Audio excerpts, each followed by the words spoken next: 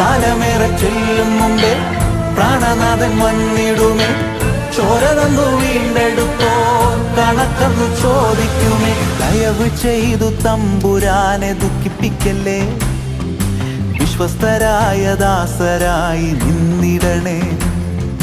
ദയവ് ചെയ്തു തമ്പുരാനെ ദുഃഖിപ്പിക്കല്ലേ, നല്ലവരായ ദാസരായി നിന്നിടണേ. യേശുവിനെ മാതൃകയാക്കാം, നിത്യതയെ ലക്ഷ്യം വയ്ക്കാം.